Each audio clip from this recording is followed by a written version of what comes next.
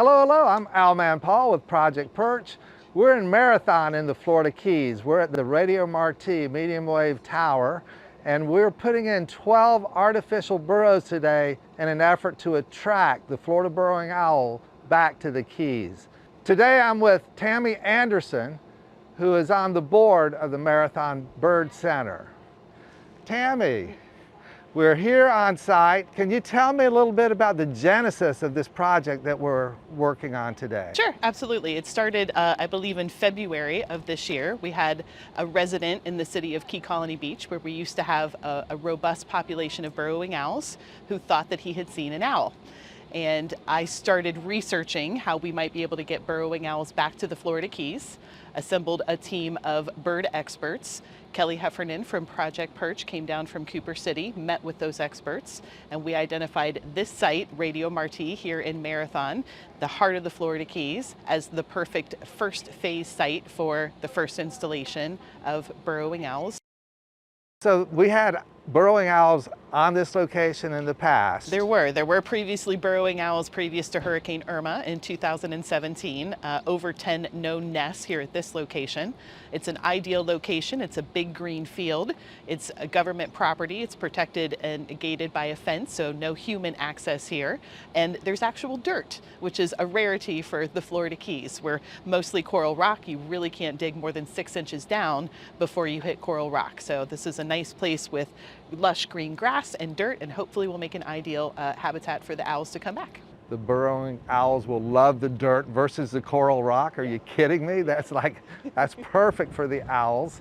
We're going to put in 6 pairs of artificial burrows today, and then you're going to follow up with the people that work here on the station to see if we can spot it. Owls moving in? Exactly. The goal is, if we build it, they will come. Amazing. I have with me Kelly Grentner, who is with the Marathon Wild Bird Center. Kelly, can you tell me about the project? What's going on here, the history of here? Well, I'll tell you what I know, and that is that 28 years ago when I started the Marathon Wild Bird Center, we had burrowing owls nesting here in the Middle Keys. They were protected, as they still are, and over the years they are no longer. They have been removed because of storms that have covered their burrows. Development is our biggest problem, but iguanas are our next biggest problem. So we are here today at Radio Martí, like you were saying, and we have this beautiful acres and acres of open field that's perfect for the burrowing owls. It's got soil underneath, which is what they need to dig, and like you said, you have put down some buckets that have sand in them, and that's what we're going to put the burrows. So we're going to install these new burrows that you guys have generously donated so that we can get burrowing owls back to the Florida Keys. I don't see burrowing owls very often. Luckily, they get injured by flying into things, into buildings, into the power lines. They get hit by cars because they're moving around at sunset in the early morning. Predators, the iguanas are taking over their burrows. They're not killing the iguanas, but they are taking them over and dispersing the burrows from the Keys. We have injured burrows that come in with a broken wing. We have a permanent one. His name is Buzz. He lives at the Marathon Wild Bird Center, so people can come and visit him at Crane Point. He was found in the middle of the night in somebody's yard. They actually looked out their window and saw him down there with a broken wing. So she picked him up and put him in a crate and brought him to us. He's very well acclimated. There's also a genetic mutation you might be aware of with their eyes, their iris colors, and he has black irises, where most of them have gold, or some of them have black and gold. I believe there's, Kelly had shown us 20 different versions or more of their eye colors. So we don't see burrowing owls injured too often, but then again, there aren't as many down here as there used to be. I see. So Buzz, how long have you had Buzz? Buzz actually came to us right before the 2020 shutdown. So Buzz came to us in February of 2020, and we were able to put him outside for about a month or two, and he could acclimate to the sounds of the bird center. So he's very tolerant of people coming to see him. Yeah, tiny little thing. I've heard that they've actually had burrowing owls on cruise ships. I've never heard that. Yeah, I know we get a lot of calls because they go to people's houses and they find them in the eaves underneath the house, and they're concerned, thinking that they're injured because they're there, but no, they're really just lack of trees. They're finding some place to roost for the daytime until they go back hunting. Yeah, they're hiding out from the hawks. Yes, from the heat too. The hawks, predators. the heat, okay. and waiting for those things to come out that they're going to eat later. Okay, So iguana situation, that's a major problem. You'd mentioned development. Development just means they don't have the land. The owls prefer to be in wide open spaces so they can constantly scan for their predators. But the iguanas will move into their nests and take over their nests, right? It's a vicious circle, I'm afraid. You have the open, empty lots that the owls are attracted to for the reasons you just said. That's where they want to nest. And then you have the iguanas, which, you know, when I first moved here in 1994, there were no iguanas. I saw my first one within a year. And then here they started popping up everywhere. Now they're so prolific. They can have, what is it, 70, 80, 90 eggs at a time. And that's what they're doing. They're looking for an already made burrow. Mm-hmm. If they find a soft ground, they might build their own. I don't know a heck of a lot about iguanas, but I know that there are no burrowing owls on the golf courses because the iguanas have taken over those burrows. Right, so, locally, yeah. And we've had ways to eradicate the iguanas. There are agencies that will collect them because they are invasive and they are destructive, eating a lot of native plants. Right, yeah. The iguanas are the common green iguanas, which what you have mostly down here, are strict herbivores. They're just eating plants. They're not going to eat the eggs, they're not going to eat the baby birds, but they're going to take over that burrow. Yeah, so the owls can't breed. That's what we want. Okay, very good. Well, thank you. Okay, so I guess we can start right here and do a little training session, and then we can break up into groups and work on it. It's my shovel. Right here is my shovel. Okay guys, so we're getting ready to place the burrows. It's important that we don't have the sun shining directly down the tunnel. So in order to make sure of that, we always have the burrows facing in a northerly direction. My compass app says due north is that direction. So what I'll have is I'll have one burrow facing northeast, one burrow facing a little northwest, and then maybe 2.5, 3.5 feet between the entrances. So this is where we're going to position the burrows. As the owls continue to dig out the back of the boxes, at least we're kind of encouraging them not to intersect. Mm-hmm. We want to keep them separately. So that's why we position them this manner. Now we dig. So when we dig, my shovel was... This one. This one, okay. No. So It was that one. I like to start here, and we're just going to outline all the way around. We're going to remove the sod in sections. When we're done, the sod is going to be placed back on top. And we're just doing well not to hit any coral rock. And hopefully we won't, huh?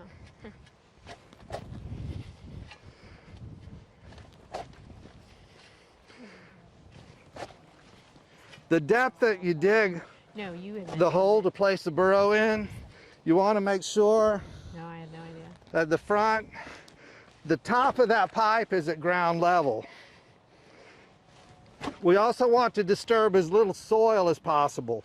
If we dig too deep, set the pipe in and say, oh, this is too low, you put loose soil back to raise the pipe up, the pipe's going to settle down and fill with that loose soil.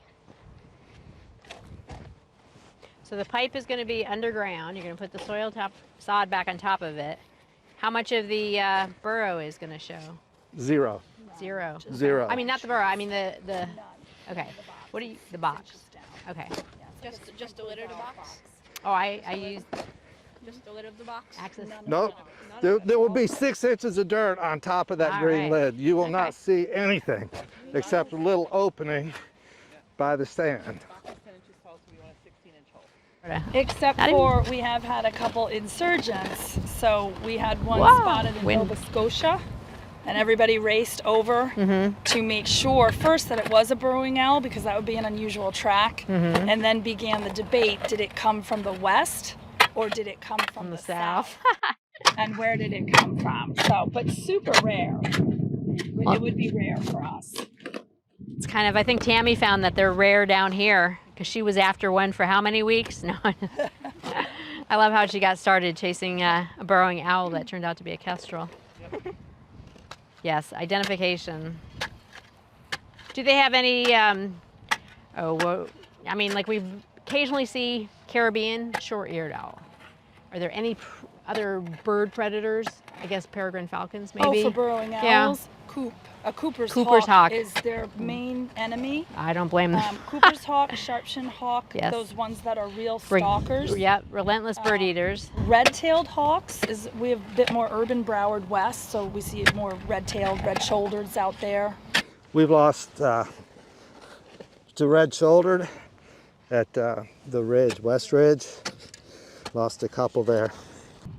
Yeah, they'll be pretty safe down here most of the year then, because we don't have raptors for most of the year. They migrate through, so. And they know when it's hawk season, Oh, yeah. you know, and they've been having breeding young in hawk stuck in season. the burrow. They're not breeding. They want to get into the trees and hide a little bit, and they won't kind of stay sitting ducks during hawk season, but they'll stay nearby and they'll use it when they can.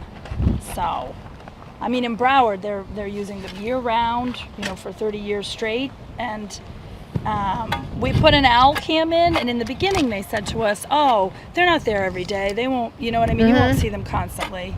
They were there pretty much every day for like 5 years. Oh my gosh. And they pass away, and they have, you know, family attrition and things like that. But they're using that hole all the time. We wanted to go 10 inches for the box, 6 inches of dirt, brings it to 16 inches. The back wall here is 16 inches. So I've got enough depth at this one point. So now I'm going to even out the circle for the box and get the slope on this done.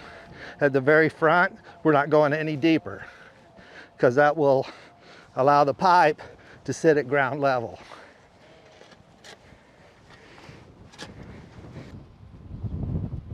Have you ever had water fill them and just ruin the nest, the burrow? Yeah, so Owl or eaglets or not eaglets, owlets. owlets, yeah. So major causes of nest failure in Broward County is flooding, as serious probably as land development. And so wet season flooding is okay, right? After the young are grown and they're trying to nest in the dry season. But the more and more they get these kind of severe storms and we get more weather, they're finding their burrows flooded. They also can't build on high ground anymore because we have all the high ground. So they're trying to build in this kind of marginal habitat, like swales and things. And so they'll dig Right. somewhere. You'll see them in the power lines, and they can't dig where the towers are, and so they're digging in the lowlands. And so then you see them flood. And so we say it's really two parts of the design. So you have to avoid flooding and you have to avoid collapse. And so that's the magic of the design. If you can install this on high ground and it can drain. So even in a flash flood, this is going to drain for them and they can get back there. Because you don't have the bottom underneath it, so it's not holding the water Yeah, there. Plus you have this extra hole Plus that can. you have this, so the water can just drain right out, and if they're installed on high ground, this should not stay flooded. And so that's the sad part, is when you see the natural burrows and they're flooded over and over again, and you know they can't get ahead of it. Yeah. So Luckily, that's the conservation lift. And then tunnel failure. So you have mowers run over it, or it gets weak.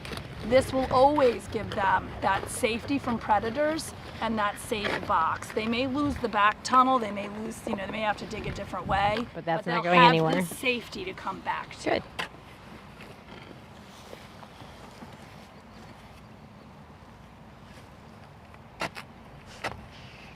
Oh, good. These guys started the second one, so that's great. It's a little harder for them. See, any more questions? What do they eat up there where you are? Because down here I know they probably eat large insects. We have a lot of geckos. They don't eat birds. In the non-nesting season, if they don't have young, they'll be eating the bigger insects. Cockroaches. And they don't have high food needs. Frogs and small frogs, small snakes, small all different kinds of lizards. Yep. Their favorites: snails, Crickets. palmetto bugs. We do Bug Sunday. We call them Give like them bugs. nature's pesticide, right? Because they eat everything we don't That's like. what I tell everybody. They're And then coming into nesting season, they'll take more voles and mice and small. They'll bring home those bigger items of prey for owlets. the family. Yeah. Yeah. So they're really great for a site like this that had them in the past, wasn't really having any rodent problems or mice problems or anything like that, and then you lose them, and then you see that swell in the rodent population because these guys aren't here keeping it in check. And I think it's what's the statistic? An owl family can eat, it's some incredible number, 1,500 mice and rodents in a nesting season because they're bringing them back constantly. I believe that, having birds. And of course, burrowing owls are a little bit smaller, so maybe they're not taking quite so many, but like a barn owl family, that's the stat for them. Yeah, because I've done about 70 to 80 different species. I don't know everything about any one of them. I know what they like when they're in my care. So I don't know, do the burrowing owls migrate? So, when I'm up in Florida and I'm giving talks, I say, these owls are ours to save and they do not migrate. And when you look on the Audubon maps and you look in the books where we look, they don't migrate. But we have populations in the Caribbean, here, and they fly back and forth. And so some must still migrate or disperse. Even short distances, just for the season, and so on vacation. So we were talking about, what's the distance for an owl from Broward County or Miami to the Keys, or from the Keys to an island? That's not so far for an owl. 90 miles. So if you're in search of a mate, or you're in search of habitat, or you've been through a storm and it's flooded, and let's go and take a you're look gonna- around. It's not too Yeah, far. I see what you're it's saying. not It's that not. We're not that far from the existing populations. And you guys seem to say there are owls, although not too many anymore. There are owls flying. Still getting through. I'm still getting reports. This is what your hole should approximate. The even slope, the front as tall as the pipe, maybe this is 6-inch pipe, but with the bottom it's 5-inch tall. Round at the base here. What you're gonna find when you dig, you're gonna find you didn't make this part wide enough. I do that all the time. The other thing is, this is gonna be in the ground, and instead of the pipe laying on the slope, the pipe will be like this. And the pipe's like this because I didn't have my slope even. It goes up, hits a plateau, and then the pipe goes straight up.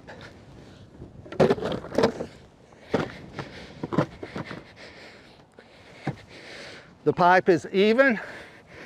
The cutout at the back is against the back wall. This is close enough to ground level, within 1/2 inch. I'm happy with that. Then the measuring tape, make sure we got 6 inches or so. Did you say your front here is flush with the ground? Is that what you're Yeah, you don't want any pipe above the ground. You don't want a mower hitting it over the pipe. You don't want people tripping on it.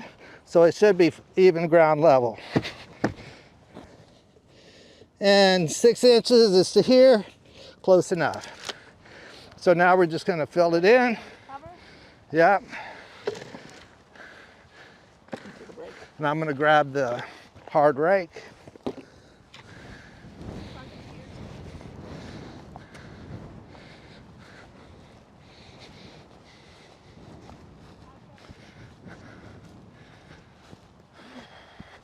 When you say high ground, what is your sea level? Because we're pretty much at 0. Yeah, I mean, we're looking for, so our ideal design is in the berms that are built to the 100-year storm. That's what you're after at a school ground or at a facility. You're wanting to go into that high ground of a 100-year storm, which now some would say Is impossible. might not hold for a 100-year storm, but most of the year that's dry. And in those dry drainage berms and wet berms, they have the ability to drain quickly. I think he said this was underground or underwater for Irma. That's when the last owls were here. So that was 6 years ago. Right. How And they many got- days was it underwater? Not long at all. I can't imagine. It had to have drained immediately. It just was the high tide too. My house, because of the high tide, and I'm close to the water, mine flooded. But it was in and out. I don't know how long. The owls that were on this site, if there was flooding, they would go right underneath these towers, or they'd go to the perimeter into the tree line. But if it filled all the burrows in, that's what probably displaced them. If they don't have eggs or flightless young, They're just going to move on. they're going to move and then come back, because a flooded burrow doesn't mean a collapsed burrow. So why did they not come back here then? Iguanas, Okay. there were fewer and fewer in number because iguanas were disrupting their nests.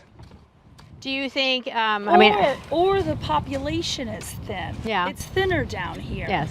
And so Dr. Mealy was saying they did a study back in the 90s to try and analyze That's when I whether met this him, was yes. a viable population down here. And he said, well, these are islands. Borderline, And so yeah. they're borderline, but that's what you're going to find for islands, That's right? rubble will And so crack if the and owl fall. population, I dug not it that they're down, like you did. lemmings, but if you And have once good that years for happens, you owls gotta and be bad careful years you for don't want owls, that shovel and blade Irma's top a to go bad into your year, foot and they have a once you series break of the bad shoe. years, there's not enough owls, and then They're just going to move on to they find just- some owls. They're they going to go just- find owls. Right, they have to find owls. Shoot, I had another question. I can't remember what it was. Do they always go back to the same burrow? They try. They're very, very territorial. Okay. And so this is what you'll see. We were talking about the one at a sports facility. And those are hard for us because the field's going to stay the same. And so we're going to try and help move the owl off the field. But if the field's still there, They're gonna they wanna can go- still yeah. dig. And if they've successfully raised young there, It's even harder. they really want it back. If they fail, then there's some percentages they'll dig a new burrow and they'll move around on the territory and try and get a better spot. All right, so what you see here, we placed the burrow, we filled it back in, we put the sod on top, we raked in as much loose soil as we can. When you dig, try to put the soil close. Okay.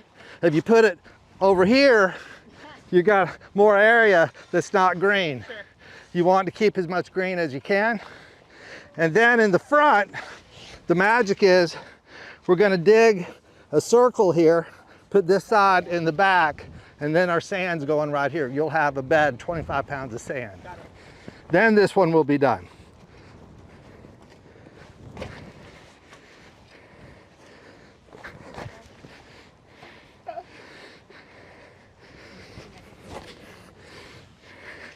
And moving forward, you want to make sure that you add sand at least annually. You want to keep this, if the owls aren't moved in and living here, you want to make sure you keep it marked for the owls.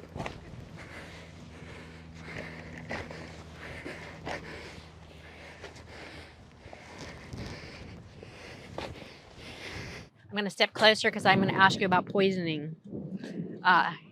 Organophosphate poisoning. Do you see that in the raptors, in the owls? I see it in broadwing hawks on very Rodenticides? beautifully, no, organophosphate in the insects.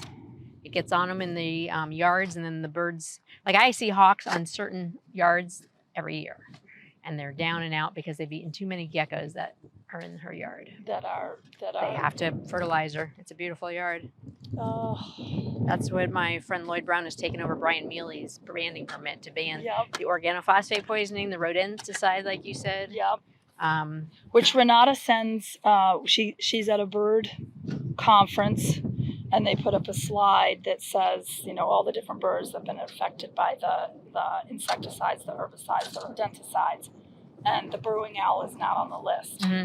So she comes home and we pick two that appear like they're presenting with poison. So that instability and that not looking right in the eyes. And she tests a couple of them and they come back positive. I thought she said DDT. It came back. Isn't that fertilizer? Yeah. So that and they had rodenticides in it. So she was just trying to establish that they were in that same class with all the other raptors.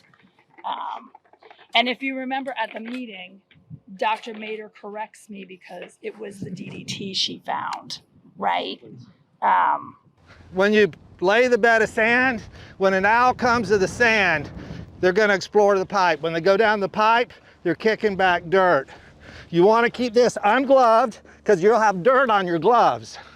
And if you get black dirt on here, you can't tell if an owl went down and kicked black dirt onto your fresh white sand. So always unglove first before you smooth it around. Who is going to be monitoring these burrows for activity? Tammy? So we also have a local owl lover on site, which is Kirk. Yes, we do. So, you know, he's a huge piece of this effort. Yes, he is. To You're bring right. them back, and he remembers marking their burrows. He said with the cheapest thing available, which was kind of a 5-gallon bucket, and putting them out here, and the minute the owls kind of got used to them, then they would use that as an elevated perch. Mm-hmm. So we'll be installing the wooden perches for them. Mm-hmm. So Kirk will have probably a very easy time. He can sit in his little lawn chair and just watch. Right, scouting for them, and he probably keeps He a good would. eye out for other things too. Oh, right? absolutely. Yeah. They have an osprey nest right there. Is that a predator? That's not a predator because it's a No, fish eater. we say fish eagle. Yeah, they're not so gonna. I don't think they do much with. Not that again. I try not to say They won't. 100%. No, I agree if you're with you. hungry and you're opportunistic, maybe you'd. Eh. But they fish. Let me Okay. ask you about what you had talked about in the talk that we were originally when Tammy introduced us all. You mentioned that a way to get rid of the iguanas is to install a mulch pile, and hopefully they'll burrow into that, and then you can gather up their eggs, keep them. I think at sites like this, there are probably other iguana control measures they can use, but like at the ridge, where we have visitors and people, Mhm. a mulch pile they can install. It keeps the same temperature. It's easier for the iguana to dig the eggs, and then the eggs can be collected, and then That was an excellent idea. That keeps good peace with the public because, again, we're in really urban areas. So that just seems to be a good way. And the iguana problem is, as we've discussed, this incredible thing. But if we can just get the eggs out of that burrow, and if we can just keep that owl successful, right? That's the goal. So So we probably won't need to do that here.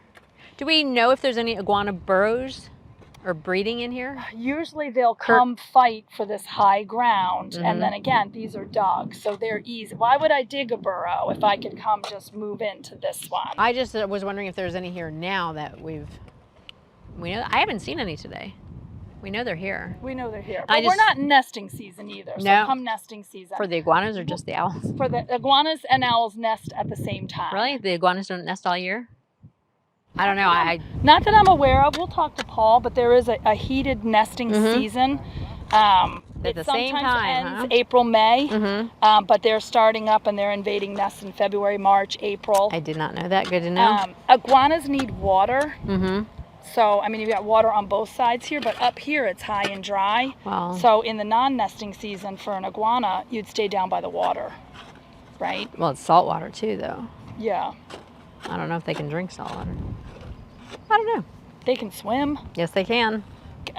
They swim in salt water, or they don't swim They in do salt water? swim in salt water. I don't know Okay. that they drink salt water. Like birds have a salt gland Yes. to excrete the excess salt, but I don't know if iguanas can ingest salt water. Probably not.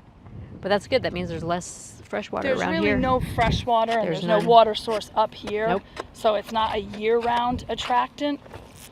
No trees, nothing for them to climb and hide in, really. So, Now there's no sun coming is there a from the way north. to? Would I get any better if I tried to angle it over here? Yeah, as long as it's coming from the antenna. This one is angled. Perfect, right? You didn't hit any wires. They're probably right down each side. But you're kind of going sideways across the wire. Which is what she has to do. I mean, you can move farther out and try to get a spot where the wires are farther apart, or you can angle it a little bit. Okay, so owls are very industrious and can figure out their own problems. Yep. Not all that terribly worried because they can put a Second tube in interest. the burrow in there. They can dig out the front. and stop the sun from coming in, they will figure it out. The sun goes from east to west, but it's always in the southern part. It's always angled there. It's always there. There's no sun coming from the north. That's why moss grows on the north side of a tree. Yep. Because the sun doesn't come from that So direction. you think I'm not going to have a sun problem right here? I don't think so. All right. As long as you don't spin it around and point the entrance that way. Right. And Yeah. that's what you're trying to avoid, is really Yeah, because you directly never have east sun to over the that south. way, you Right. said. Okay, well that should be fine All then. right. But this is perfect. This works, and it is easier than the compacted coral rock. Okay, that's good. And then what we can do is just put a little sign. We're about here. So they driving down the road, they'll see the sign and they'll know to stay back. Spud bar, Linda, please. Tammy, can you bring me the mallet, please?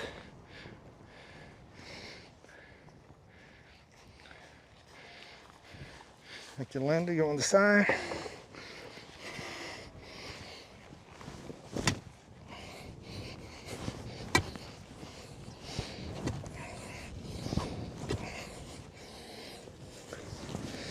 Sign right there, Linda.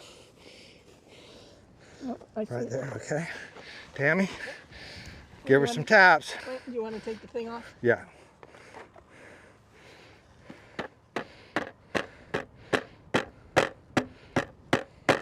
I'm okay. You happy with it? Yep. All right. Cap back on. Voila. All right. We can clear these out. This one is completed. 2 down.